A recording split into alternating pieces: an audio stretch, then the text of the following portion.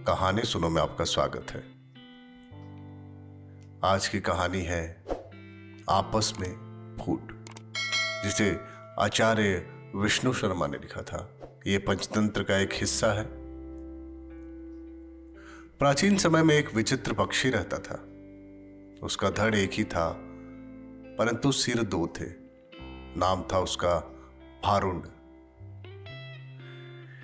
एक शरीर होने के बावजूद उसके सिरों में एकता नहीं थी और न ही तालमेल था। वे एक दूसरे से बैर रखते थे। हर जीव सोचने समझने का काम दिमाग से करता है और दिमाग होता है सिर में। दो सिर होने के कारण भारुण की दिमाग भी दो थे, जिनमें से एक पूरब जाने की सोचता तो दूसरा पश्चिम। फल यह होता कि टांगे एक कदम पूरब की ओर चलती तो अगला कदम पश्चिम की ओर, और भारुण स्वयं को वहीं खड़ा पाता। भारुण का जीवन बस दो सिरों के बीच रस्सा कस्सी बनकर रह गया था। एक दिन भारुण भोजन की तलाश में नदी के तट पर घूम रहा था कि एक सिर को नीचे गिरा एक फल नजर आया। उसने चोंच मारकर उसे चखकर देखा तो जीभ चटकाने लगा। वाह, ऐसा स्वादिष्ट फल तो मैंने आज तक कभी नहीं खाया। भगवान ने दुनिया में क्या क्या चीजें बनाई हैं। अच्छा, जरा मैं भी चख कर देखूं, कहकर दूसरे ने अपनी चोंच उस फल की ओर बढ़ाई ही थी कि पहले सिर ने झटक कर दूसरे सिर को दूर फेंका और बोला, अपनी गंदी चोंच इस फल से दूर ही रख। यह फल मैंने पाया है और इसे मैं ही खाऊंगा। अरे, हम दोनों एक ही शरीर के भाग हैं। खाने पीने की चीजें तो हमें बांट कर खानी चाहिए। दूसरे सिर ने दलील दी। पहला सिर कहने लगा, ठीक, हम एक शरीर के भाग हैं, पेट हमारा एक ही है, तो मैं इस फल को खाऊंगा तो पेट में ही जाएगा और पेट तो तेरा भी है। दूसरा सिर बोला, खाने का मतलब केवल पेट भरना ही नहीं होता भाई, जीभ का स्वाद भी तो कोई चीज है। तबीयत को संतुष्टि भी तो जीभ से ही मिलती है। खाने का असली मजा तो मुंह में ही है। पहला सिर तुनक कर चिढ़ाने वाले स्वर में बोला, मैंने तेरी जीभ और खाने के मजे का ठेका थोड़े ही ले रखा है। फल खाने के बाद पेट से डकार आएगी और डकार तेरे मुंह से भी निकलेगी, उसी से गुजारा चला लेना। अब ज्यादा बकवास ना करो और मुझे शांति से फल खाने दे।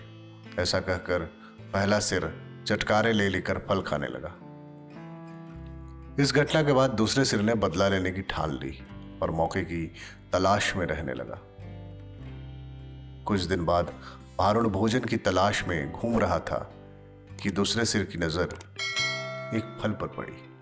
उसे जिस चीज की तलाश थी उसे वह मिल गई थी।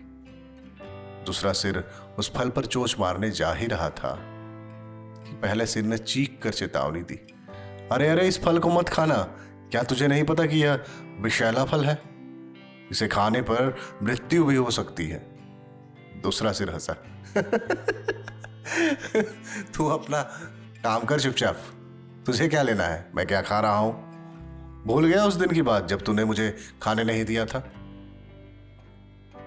पहले सिर ने समझाने की कोशिश की कि तूने यह फल खा लिया तो हम दोनों मर जाएंगे, पर दूसरा सिर तो बदला लेने पर उतारू था।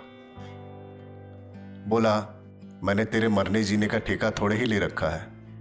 मैं जो खाना चाहता हूं वह खाऊंगा, चाहे उसका नतीजा कुछ भी हो। अब मुझे शांति से विषैला फल खाने दे। दूसरे सिर ने सारा विषैला फल खा लिया और भारुण तड़प तड़प कर मर गया। दोस्तों, इस कहानी से हमें यह सीख मिलती है कि आपस की फूट सदा ले डूबती है। परिवार को हमेशा जुड़े रहना चाहिए और बड़ों की हमेशा सुननी चाहिए, क्योंकि वो जो भी कहते हैं पारिवारिक सौहार्द बना के रखने के लिए बोलते हैं। कई बार हम अपने बचपने में उन चेतावनियों को इग्नोर कर देते हैं जो हमारे बड़े बुजुर्ग हमेशा से देते आए हैं। मिलते हैं अगले एपिसोड में एक नई कहानी के साथ। तब तक आप हमारे इस YouTube चैनल को सब्सक्राइब कीजिए, इस वीडियो को लाइक कीजिए, कमेंट बॉक्स में हमें बताइए कि आपको ये कहानी कैसी लगी। अपने दोस्तों और परिवार वालों के साथ इसे शेयर कीजिए। धन्यवाद।